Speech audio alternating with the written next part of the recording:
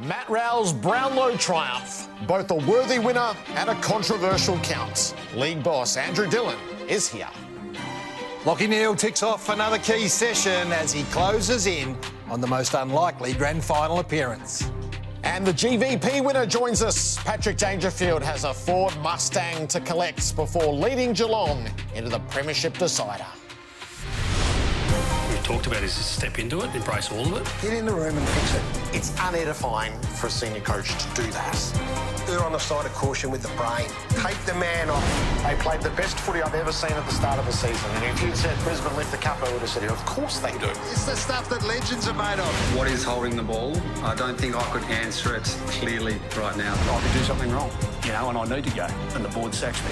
The fans love it, and with no fans, no 360, right?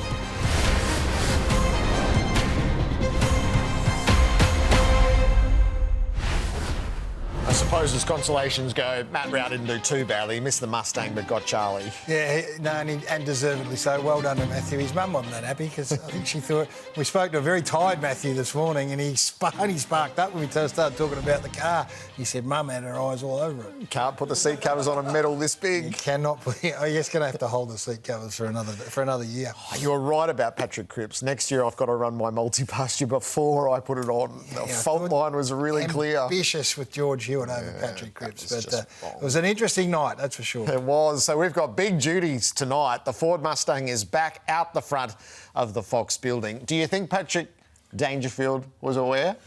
I think he might have been. I know damn well he was, because he caught my eye as I was in there waiting to do post-game. What's he saying here, you reckon? Mustang. That's so good. I think it occurred to him, probably at some stage late in the quarter, of the last quarter, he thinks, I'm a damn good chance to win that magnificent vehicle right there. So Andrew Burkich has brought this back to us. It was here right at the start of the season and it's back out the front tonight. Oh, that's going to look good down at Boggs Creek, just driving along that great ocean road. It is a magnificent vehicle and it's gone to a magnificent footballer, Jared. So we couldn't be happier and Andrew's going to join us. All right, so Ford Australia's President and Chief Executive to join us. With Patrick Dangerfield in our second break, Andrew Dillon to join us at the desk. And the Coach of the Year has been announced during this hour and he will join us in the immediate aftermath. The midweek tackle, there is so much news happening at the moment in the trade space, in the President space. So Lauren Wood, John Ralph and Corbin Middlemas immediately after us. Tomorrow night's our premiership pairing, Adam Simpson and John Longmire, with a look towards this year's decider. The grand final umpires will join us, and Mark Knight. It's always a great reveal when he brings his posters in, the two possibilities. Does he leave them here? Because it's a collector's item. He does. Have you got a whole heap of non-winners? They are tucked away somewhere for a rainy day in the superannuation fund, guys. So. And then our special on Thursday night. Josh Dunkley's committed to come and join us at the desk. Simon Goodwin is going to be here, Toby Green and Jack Revold as we build out of the show. Shapes as a beauty. A nice way to finish off the lead into the grand final. All right, let's get into the agenda. At the top of it, the League's Chief Executive, Andrew Dillon, to join us at the desk with the issues as they present in grand final week. And one of those is the place of the modern Brownlow medal. Two things can be true as once. Matt Rowell was the most worthy winner last night, and by the end we had all manner of controversy. Saints need a goal to tie the scores. Wanganeen Malira has gone to full forward. The long kick. Wanganeen Malira. Oh, my God. Oh, my God. Unbelievable. Look at Ross Lyon. He can't believe it. Loves him. Oh, he's got it, the superstar. He sets it on its way. Oh. Nazia's on fire. St Kilda and Wanganeen Miller up 2 votes. Melbourne, Jay Videy, 3 votes.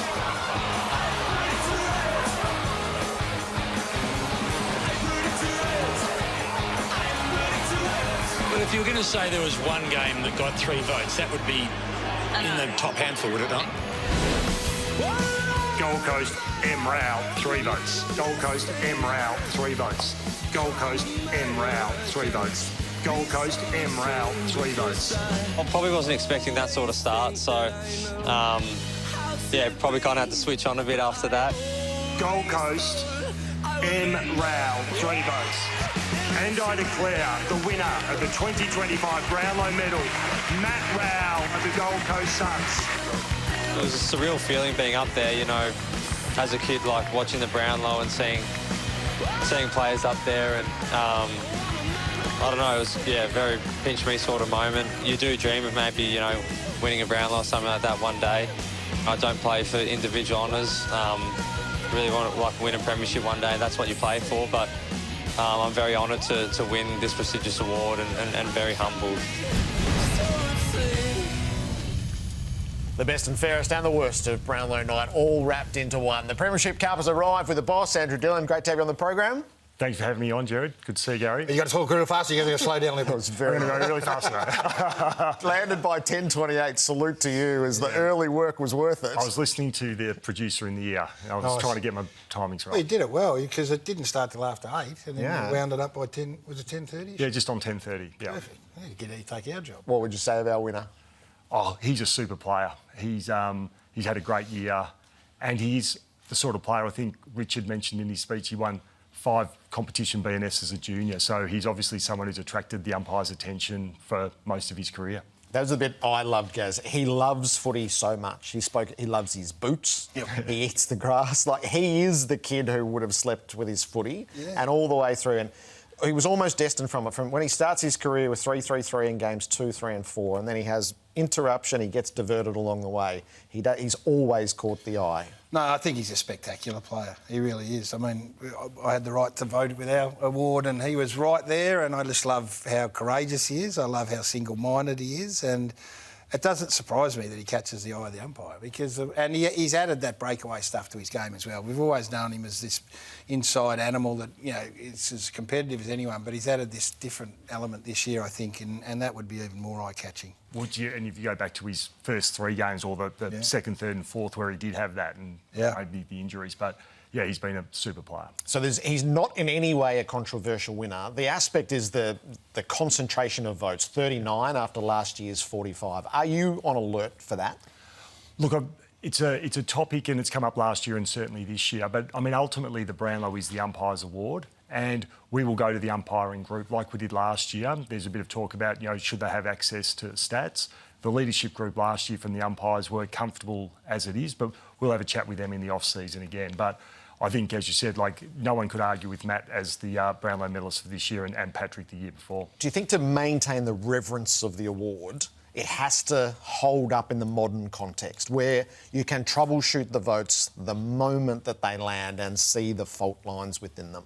Yeah, look, it's a really good point, Jared, but I said in the speech last night, it's 101 years old. The umpires have been part of it, but absolutely, we have to continue to progress. And if that's access to stats, if that's the thing that helps that, well, then we'd certainly have a look at it. Do you worry that it is being held up to ridicule to some degree? And so I've been going to Brownlows since Robert Harvey won his first, and I think people are sort of in and out of the count. The moment where Wanganeen Miller didn't get through, I've never experienced that before. That was a moment of ridicule, I thought, for the Brownlow. Oh, look, I mean, I've been to 20-odd Brownlows myself. Yes, that was one, but you know, maybe that was just one out of the box. I think it's the highest individual accolade. There was 1.5 million people who watched it last night, and you know, we're talking about it now, and it is still a super prestigious award. I agree with that. It matters to us. That's why it was debated so fiercely today. But it will only hold as the game's most prestigious award if it's an accurate reflection of what's taking place at the field, on the field.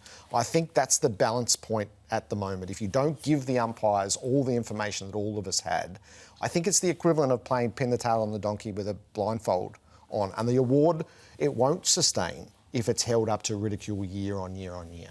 Yeah, but I mean, I think you're picking one game out of 207 for that example. I could pick more. Yeah, I could lay out some of the Patrick. But actually, if we look at the top 10, it actually pretty much reflects, albeit with little changes, in terms of the coaches' award, the players' award, and most of your media awards as well.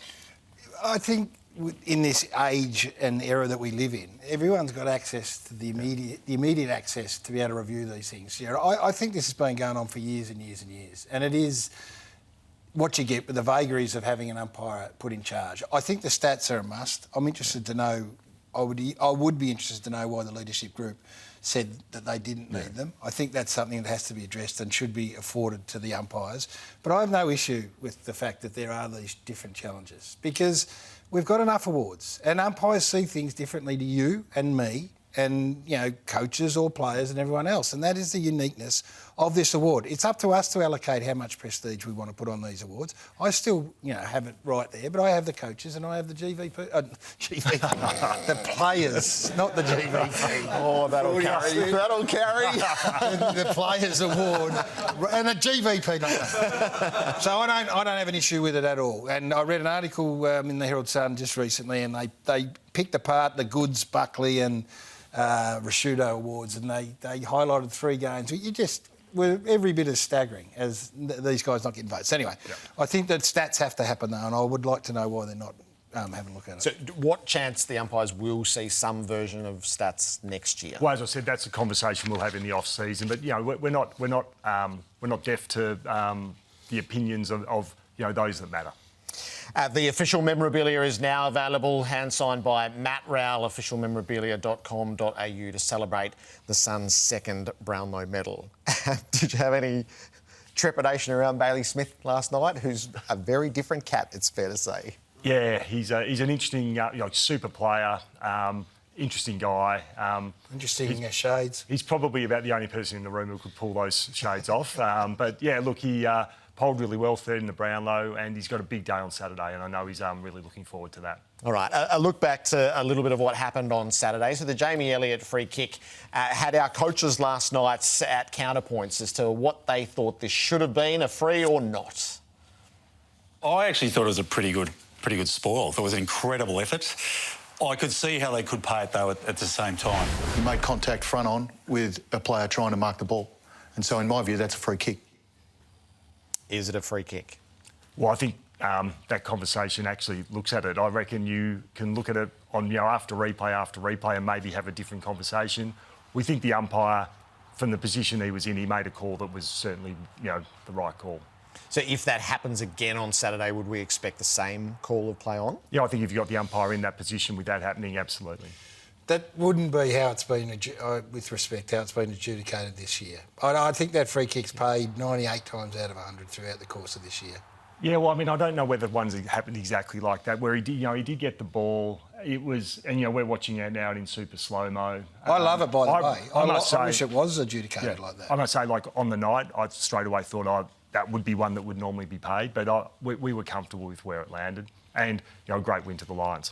Jamie Elliott's other moment was to take the mark of the year. I think we sort of had this discussion last year and didn't get any action. Are you contemplating putting the mark and the goal of the year all the way through the season rather than ending at the home and away season? Well, I mean, I think when you look at it, and the finals, we've got our best players playing on the biggest stages. I think if we don't extend it out for the whole season, there might be considerations for that. I think having something that acknowledges what goes on in the finals for the mark and the goal is something that's certainly within our contemplation. Yeah, the mark of the year should be the course of the AFL year. What about the GVP?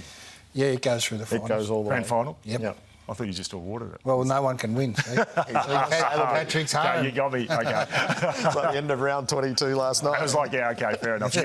Read out next week quickly then. Yes. The Essendon side of things, are you monitoring what's happening with the president stepping down today and handing over to Andrew Welsh? Yeah, look, I spoke to Dave Barham this morning. He's done a great job for the Bombers, 4 years in charge and been on the board for a while. He's made some big changes there. And now they've got Andrew Welsh, former player, really successful businessman who's been on the board for a while. He'll take the reins now. They've got a big trade period coming up and a big draft coming up. So they've got rebuilding to do. But I know Andrew with Craig Vozzo, Brad Scott, they've got the right people there. But Dave has done an incredible job for the Bombers. Were you on alert for a board challenge that was massing around Essendon and maybe this calms the horses a bit? Look, I'd only heard what people had spoken about in the media. I hadn't heard anything official. I know that Dave knew that he was coming in as an agent of change, and there was going to be a time period on how long he was going to be there for. They sit in the have-not group at the moment, so there's a bit of a demarcation at these top teams and bottom, and it impacted the way, from our point of view as broadcasters, towards the back half of the year. We had a lot of lopsided games. Thankfully, the final series is magnificent. Are you concerned about the gap that is emerging? Yeah, not concerned, Gary, but it's certainly something that we're acutely aware of. We did have that top 9, bottom 9, very different from the 2 seasons before. What we did see this year, though, was Adelaide go from 15th to minor premiers. We had the Gold Coast make the finals for the first time ever. We had Freo for only the second time in about 10 years. So we are seeing clubs move up and down the ladder. I think some of those clubs that were outside the top 9, the Swans, lots of injuries. The Bombers, haven't seen an injury list like that for a while. What we are really not concerned about, but keeping an eye on, is those clubs that are down the bottom and are staying down the bottom. And that's something that's taking up a bit of our attention at the moment. Because we want our fans want to have hope. And you want to be able to go into a season having hope, and you prefer to be going in every weekend with a bit of hope. Do you think the equalisation measures are working? So we just had the graphic up of what the likely gains of the Brisbane Lions and Geelong are going to be through free agency.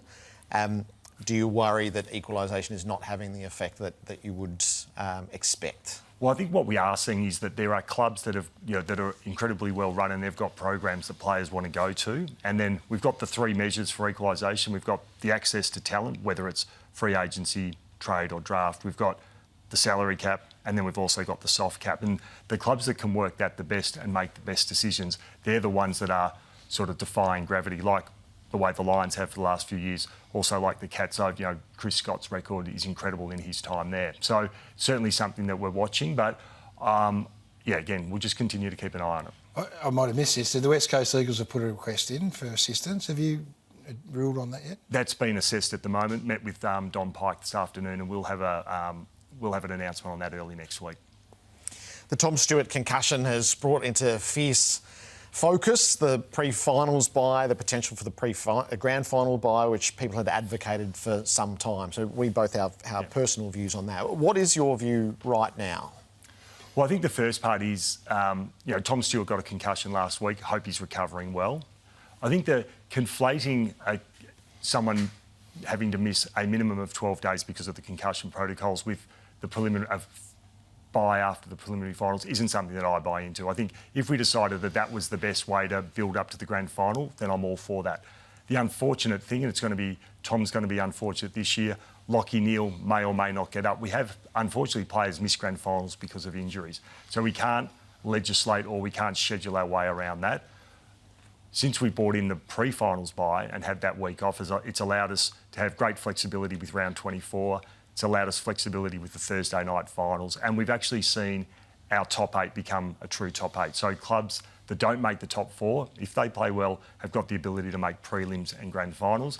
Under the previous iteration, before that pre-finals bye, I think we only ever had 1 or 2 teams from outside the top 4 make a prelim. So are you comfortable with the way... So those patterns have altered quite remarkably and quite obviously. Are you comfortable with that, how they have altered? Yeah, look, I am. I think what it has done is actually really builds up our 9 finals in our final series just to be every single game an absolute event and with a lot riding on it. And yes, I want a top 8 to be a top 8. There's advantages for being first, there's an advantage for being second. 3rd and 4th, you get the double chance. 5th and 6th, you get the home final. So there is differences in the ladder, but you still want to finish on top if you can. Where does that leave the wildcard weekend? Yeah, well, that's a good question because we are looking at, and if we're talking about hope for fans, games of consequence, because that's what our fans want, potentially expanding a top 8 to be a version of a top 10 or top 9 is something that we're going to look at in the off-season. And again, one of the things that would be a big consideration is that how much would that alter what we have had, which have been some incredible final series in the last 10 years. So you don't sound like a pre-grand final bye guy. Is that a fair read? I think that's a fair read, but it's something that you've got to take all the data in and get the feedback. But as I sit here now, I think to move from where we have been, it's a big decision. All right, the Tribunal is sitting tonight, which had Hawthorn qualified would have been the biggest story of the week. So let's join David Zeta. David, welcome. Hello, Jared, Gary, Andrew. How has Mabior Chol fared? Well, he's fared very well. He's free to play at the start of next season, so the dangerous tackle bans we've seen upheld at so many tribunals over the journey, not the case this time. Now, the key differentiating factor for the tribunal in this case was Sam Butler's involvement. Now, there's a tangle of legs, and Sam Butler's involvement causes this tackle to become a bit different to those that we've seen in the past. Now, Paul Curtis's tackle was brought up as evidence in one regard. Now, the tribunal had regard to that, but said the circumstances of Paul Curtis's tackle did not change mid-tackle. the circumstances of Mabior Chol's tackle did change mid-tackle because of the involvement of Butler, and there was insufficient time for him to do anything other than what he did. So the Hawks said it wasn't rough conduct. Mabior Chol didn't give evidence, but he did argue via Hawthorn that there was a tangling of legs that contributed to this, the nature of this tackle. He tries to roll, albeit late, but the tribunal was very steadfast, Jeff Gleeson, saying the reason this one isn't dangerous and isn't unreasonable in the circumstances is because of how it changes due to Sam Butler's involvement. So that's the key differentiator here with other dangerous tackles we've seen. The Paul Curtis one mainly, which was brought up as well by both parties in the deliberation. So ultimately, Mabior Chol free to play at the start of 2026. David, thank you. That is the system working well, the two arms of it. What do you think of that verdict? Well, I think David explained it well. I was comfortable that the MRO made the charge, but I think having the ability to argue the case and have it assessed, yeah, comfortable with where it's landed. But again, I mean, I think the thoughts are really with Tom Stewart and making sure that he recovers from that concussion. That preliminary final, 4:30, 5:15 start, sun setting, magnificent, bit of daylight into half-time, bit of night time. Oh, it's beautiful. Yeah, look, it was a great weekend of footy. We had, look at these pictures here, Andrew. This is a showcase of our game. No one had ever looked at more pictures on Fox Sport ever than what happened at this time slot. Yeah, no, it was a great game. It was an incredible weekend. Nearly 100,000 on Friday night, and then followed up. It was an amazing weekend of footy, and then to think we'll have over 100,000 again this weekend for the grand final. Super. Could you see a grand final looking like that? Oh look, you sort of never say never, but we've got a day grand final this year. It'll be a crowd of over 100,000. It'll be the highest rating show on TV in Australia for the year. Snoop Diggity Dog would like that with bit of the sun going down over the back. Snoop looked pretty good today, actually, in the daylight as well, kicking his goals and meeting Josh and Nick there. But when's your sit down with him? You get to spend a bit of time with the DO Double G. I think I might be seeing him on Thursday. You got all this lingo down pat or what? I might have to get some lessons from you guys, but yeah, you seem like you're with it. This is not a bad jag from old Snoopster. And he kicks the one around the corner as well. That's it. And what are you expecting?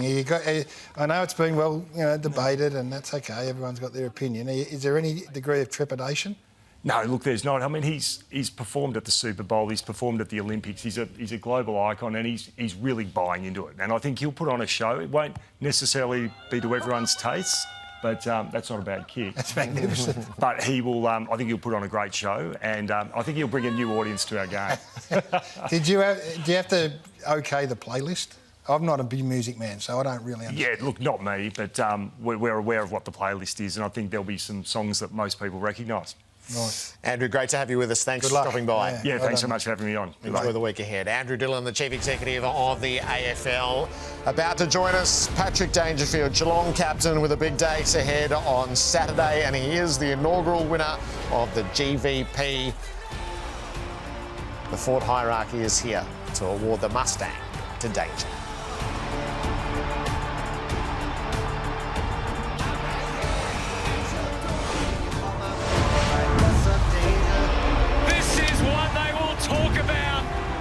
What he did on Friday is just astounding.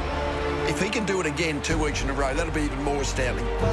He's as brutal a player in the good way. Like, he's not a savage, but he's a savage footballer. The MCG, it is still a Dangerfield. I've never seen a guy impact the contest like he does. Like, just throws everything at it and then just bowls it over and then wins the ball. And it's an incredible game. It's one of the great finals games ever. Not only by a cat, but by any player that's played the game. What a display from an absolute champion.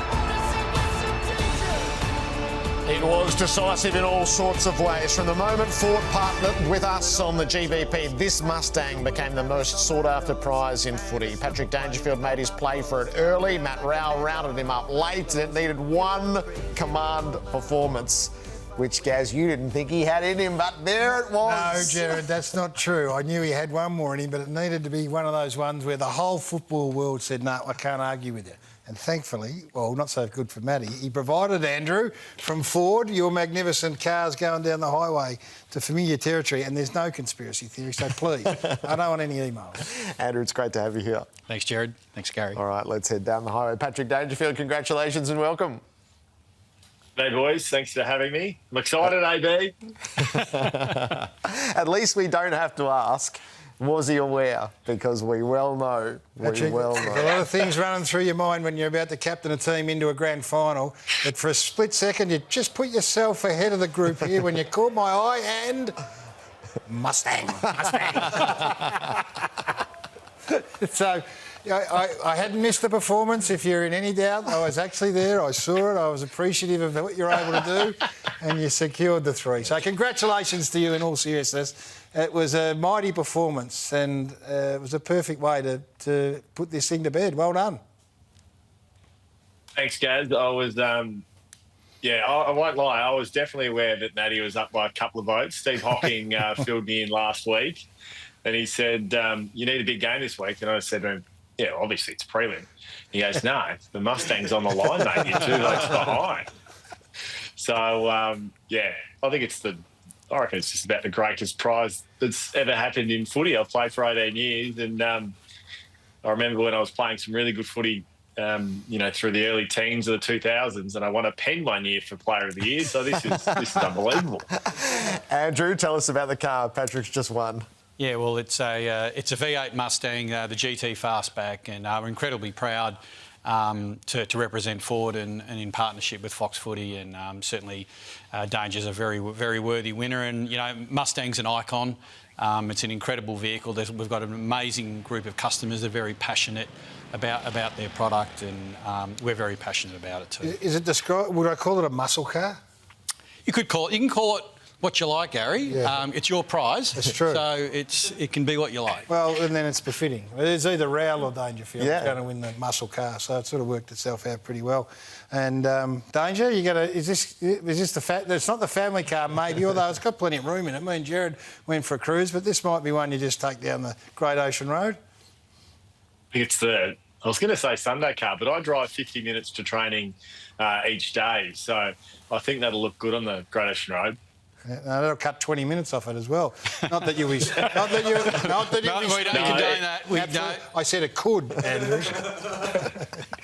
Have you enjoyed watching along, Andrew? We certainly have. Has grappled with it all? Yeah, it's been a lot of pressure. A lot of pressure. It's your award. Look, it's been a great partnership, and thank you for all your support. And it's a great way for us to connect with our customers and our audience. So we certainly appreciate the relationship. It's been a pleasure, and now this great footballer here, who's won the inaugural, can turn his attention to bigger things. So is it possible that game 359, Pat, was actually your best?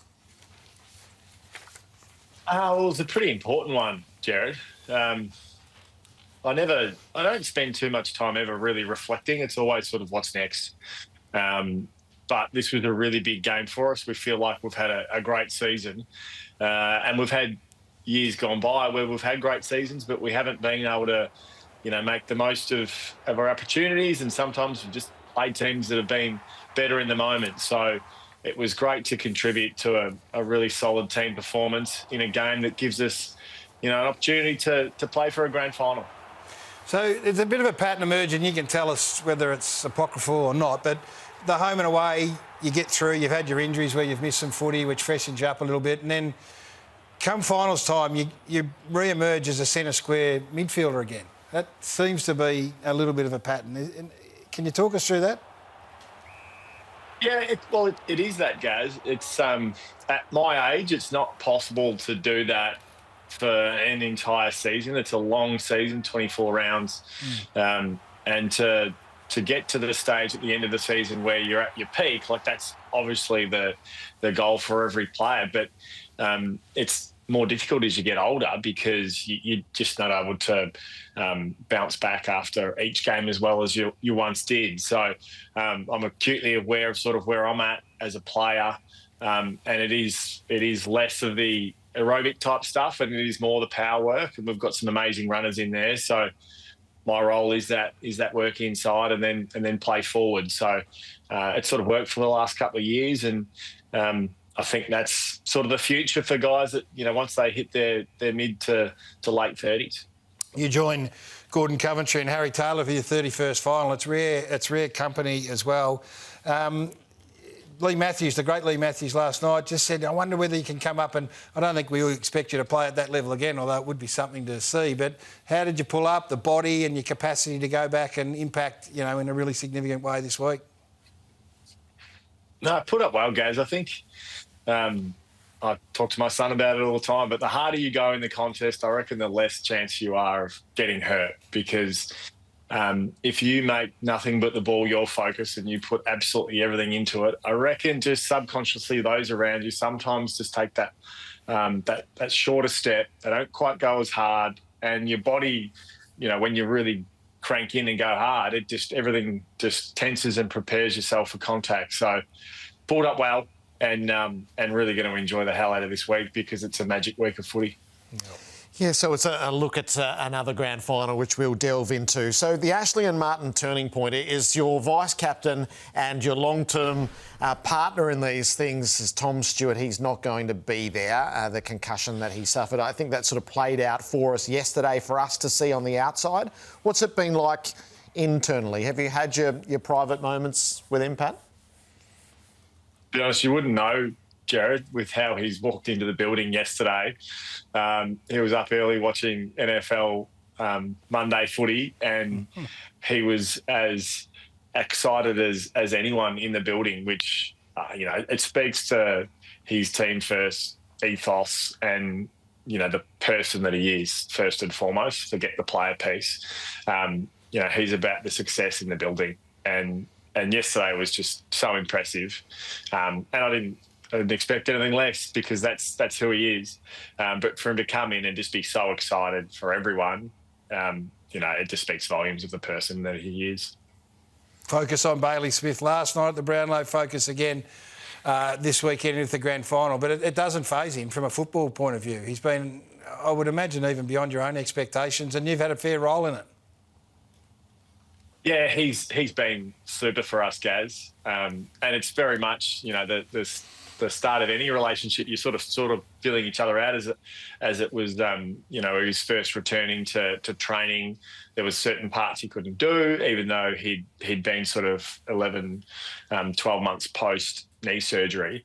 It was still some breaking in periods throughout the pre-season, but yeah, what he's delivered on field for us has been nothing short of extraordinary. His running power combined with Max Holmes and Tom Atkins through our midfield is quite extraordinary. So he's been super for us, and he's a funny character, which obviously you saw a glimpse of last night, and we've seen it throughout the season. And he's not perfect, but he's our guy, and I'm glad he's in hoops. So you get another look at a grand final, one in COVID on the wrong end of it, one back here, the full experience and a win, and now as captain. What has grand final week taught you that you absorb as you plot your way towards Saturday? Well, it is that you have to absorb it, Jared. You've got to enjoy it. You shouldn't spend your entire career aiming to get to a week like this and then get into that week and then try and shut it out. So, our message for our players is enjoy the moment, drink it all up. Try not to play the game, before the siren sounds Saturday afternoon, but, step into what the week is. And that's a wonderful celebration of footy. And, we're a chance. So, I'm really looking forward to it. Our players are ready for it. So the message from me is pretty simple. Step in and enjoy. We all are looking forward to it. You have a few little moments to yourself between now and the grand final. You might want to put the doors on those cupboards behind you if you get a couple of spare minutes. They are coming, guys. They are coming. Last week when I was on the show, Steve Hocking said, I'm not sure about your lighting in the room because the greys were really penetrating. So thanks, Steve. I've got myself some lighting today, and the doors are next. All right. Just let us finish here. I don't know, are you a visualiser? Will you visualise yourself holding the cup up, or will you... Yeah, go on. Yeah, absolutely. Not only just that part, but, taking the ball out of stoppage, ripping it out, taking 4 or 5 steps, as explosive as it can be, kicking the ball 50 metres inside 50. I think that's an important part of my own preparation. And everyone's different, obviously. But I try and put myself in that moment at various stages throughout the week. And then there's times where you try and bury it, right? And it's like, all right, I'm going to go down the beach and have a swim and just try and, remove yourself from it. But, I think that's an important part of sport sometimes as well. Terrific. See you at the parade on Friday, see you at the game Saturday, and see you on the highway in the Mustang. Yeah, well done, mate. Thanks, guys, and thanks again to Ford. An incredible prize. Andrew, great of you to partner with us this season. I hope we do it again. Thanks, Jared. You on again next when they put us We haven't negotiated yet. Okay? Andrew Burkich is the president and the CEO of Ford Australia. The GVP determines. The coach of the year is going to join us shortly. Adam Simpson and John Longmire tomorrow night. They'll take us into grand final week. They'll take us into this grand final. They'll make us smarter ahead of the most important game of the season. It's a ruthless business. It's an exciting business. It's great fun.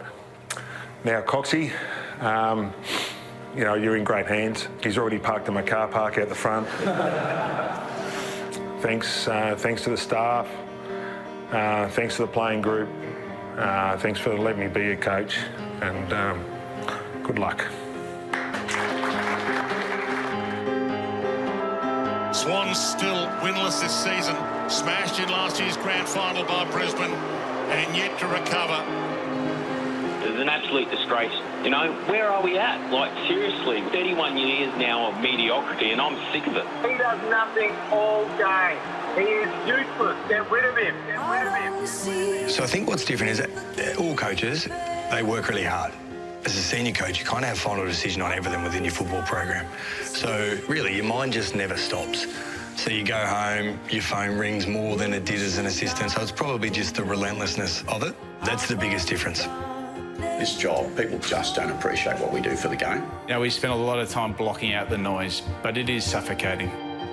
It is a really tough caper, but an old coach used to say to me, if it was easy, everyone would be doing it. The one thing I love about this group, we play to the last minute. We don't give up. I know everyone will be doom and gloom and write us off again, but We've got a pulse now. We're alive. One last time, for shits and giggles, let's do it. We did talk about the joy of playing footy. Like, don't let it get you down. Like, as a kid, you'd love to be here. Thank you, mate. Thanks, brother. Thanks. Hey, he's happy. If you need me to sit there and give you a motivational speech to want to play your first finals campaign in our organisation's history, then you're playing the wrong game. I'm going to hand it over to them. Boy's got something to say about reliability. Play your role, and this was swing, I'm telling you. Come on, let's go. Come on, boys. Let's go. There is no job in footy quite like it, and I suspect only those who do it truly know. The senior coaches across our competition. Tonight, the naming of the Monjon Alan Jeans Coach of the Year. The votes were cast on Sunday night, so once the grand finalists were determined, and these are the top three. Gaz? The rise of Adelaide sees Matthew Nicks take his club from 15th to the minor premiership. He comes third. The runner-up this year, Chris Scott, who's got his eyes towards a third premiership with this Geelong side and a fourth grand final. And the winner of the Monjon Alan Jeans Coach of the Year for the second year running and the third time overall is Chris Fagan. The sustained excellence. This is voted by the coaches. Voted by the coaches. Yeah, well, home and away, top of the ladder deserves recognition. The finals would have been a disappointment, and the other two vote for themselves. It's just which way you want to do it. Yep. And, one of them will prevail, and we're going to have Fags with us shortly. We are. So we're going to clear our last commitment now to give ourselves the best chance of 10 minutes with the Coach of the Year, Chris Fagan, as he looks towards Saturday and reflects on the award that he has just been given. So third time that he's won it. First time for the Rise. Amazing story. Then on the way to the Premiership last year. Got him there again. Got him there again. The beautiful bond that we have seen from Chris Fagan with his players. It'll be before us again on Saturday. It has the admiration of his peers.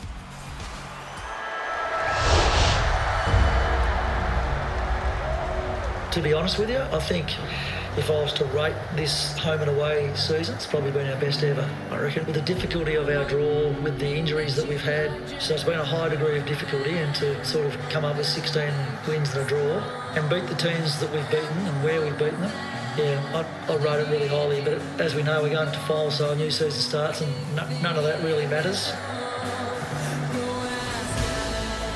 Brisbane, they were down, they were out, but they've risen again. The back-to-back dream is still alive. It's a pretty fair effort, isn't it, to get to 3 in a row? But we can't spend too much time patting ourselves on the back. Our club's in a pretty healthy situation at the moment. We shouldn't take it for granted, but with so many young players playing and a lot of them having already played a lot of finals footy, the future's bright. We've got to turn our focus now to the narrow focus, which is the grand final next week, which will be a very, very hard game to win. His peers know what he has led the Lions to throughout this season. A third straight grand final and back-to-back. He's been named the Mon Allen Jeans Coach of the Year. Chris Fagan, congratulations. Great to have you back on 360. Yeah, thanks for having me, Jared. Gary. What does that recognition from your peers mean to you?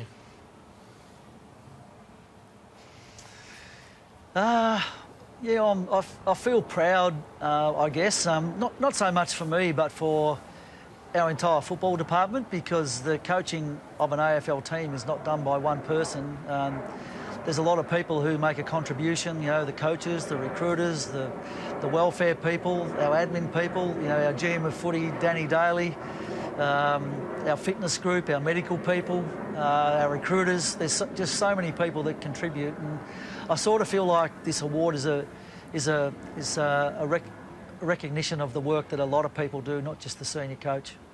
Hey, well done, Fags. Your third title, you're back to back, and Thanks, we Gary. just heard it then in the promo. You spoke about this being your best home and away year, and it was a challenging draw, and it was difficult, and you've got through, and then you've come the hard way. Is it going to hold you in good stead on the back of this really tough year you've had? Yeah, it's hard to know, isn't it? Sometimes you can pay a price for getting there the hard way, but we got there the hard way last year, and I was a little bit worried about that, and we were able to come out and perform on grand final day, and I feel like, you know, our players are in a great mindset at the moment. They're really looking forward to the challenge on Saturday, which is going to be huge because Geelong are playing in such great form. But now we give ourselves a chance because we've been there and done that before. What's more important from you for a senior coach, or your philosophy? Is it the relationship, or is it the ability to coach it, if you know what I mean, the structural side of it? What do you think's the most integral part? Yeah. Oh, look, I think it's a combination of both. I think, you know, senior coaches probably have, you know, a strong bent one way or the other, but we always surround ourselves with people who have got expertise in those areas where we may not be so strong. So I think as a head coach, you've got to be a good generalist, and by that I mean good at both of those things. But as I say, the key is the people that you have around you. Give us a little insight. So you're of a generation, Fags, and then you've got two generations of players. You've got your senior players who have been around for so long, and the most impressive part is your teenagers and your under-22s. How do you go about connecting to those two groups of young men?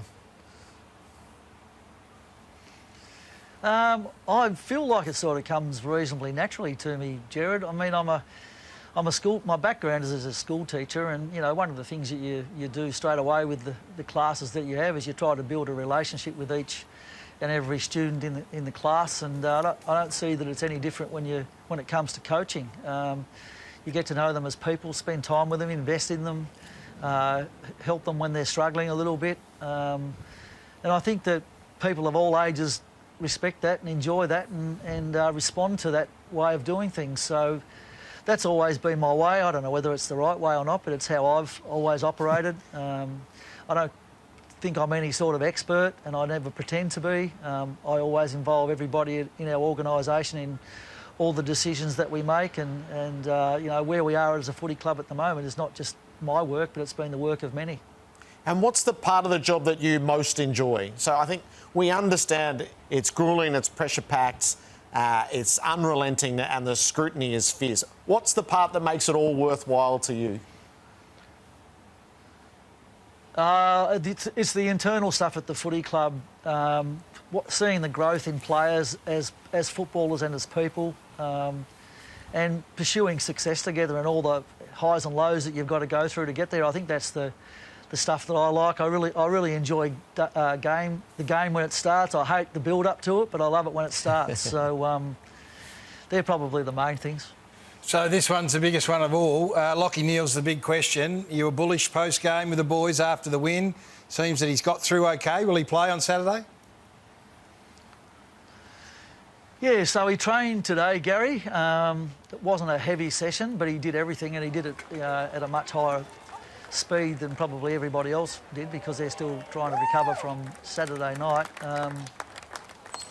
And we've obviously got our main training session on Thursday in Melbourne. So I've spoken to Lachie and said, well, mate, you've got to train flat out. There's no holding back. And we'll just see how you pull up from that, and we'll make a decision from there with the medical staff and myself, and see which way we go. But if the medical staff and our fitness people give him the tick off, then I'm going to back him in. So it'll be interesting to see what happens. Yeah, so you haven't made up your mind as of right now. You've still got to get through a day or two, and then you'll sit down. Your piece has dropped out there. So you haven't made the decision yet. You'll make it in a day or two. Yeah, we need to get through training on Thursday, but he did a very, very hard session on the weekend, which our medical and fitness people were really impressed with. He moved well today, and I think Lachie expects that he's going to be right to go, but we'll still wait and see. So, yes, I guess a little bit of this comes down to your relationship with him, which is long-term. So will you trust him and trust him to give you the right answer for the team and himself? Yeah, I think he knows what's at stake, and he's not taking this decision lightly. So I'm confident with that aspect of it. And Jared Berry, where's he at? Oh, look, Jared Berry's trained today. He's desperate to make himself available. We'll let him train on Thursday, and we'll see how he is. I guess the bottom line to it, the difficult part about that is it's now popped out twice, and you know, the second time around there's always a little bit more damage done. And in a grand final where there's no quarter given by the opposition, I think it'll be a big call to include Jared, but I'm going to give him the opportunity to show what he can do on Thursday, more for his own peace of mind, I think. No, Fags, we're nearly out of time. We appreciate what you've done for us throughout the course of the year. You've been absolutely outstanding, and the coaches have recognised you tonight as the Coach of the Year. But whilst we're handing out awards, I believe you might have one as well. Yes, it's true, Gary. For the 12th time, I believe, Jared Waitley is the AFL has won the AFL Coaches Association Media Award. So well done to you, Jared. You're obviously well trusted and well regarded by the coaching fraternity, and it's a credit to you that you've won your 12th gong. I don't know whether it's in a row, but you've done it 12 times, so that's an amazing effort. That's very kind, Fags. Thank you very much. No, we are so privileged to have the access to you all on a Monday night throughout the season. So thanks a lot. We look forward to seeing you here. Good luck with the last of the preparation. See you here tomorrow. Good on you, fellas. Thanks for what you've done for us coaches all year. Really appreciate it. Good on your face. He and all of the coaches have been so good. It's been one of the things that I've loved most of all. I didn't get up for the nod, obviously. You've got a mortgage on that for the 12th time. But well done to you. Congratulations. All right, Chris Fagan, the Coach of the Year. See you tomorrow night. Oh, yeah, I'll be here. Let's head to the midweek tackle with Lauren Wood.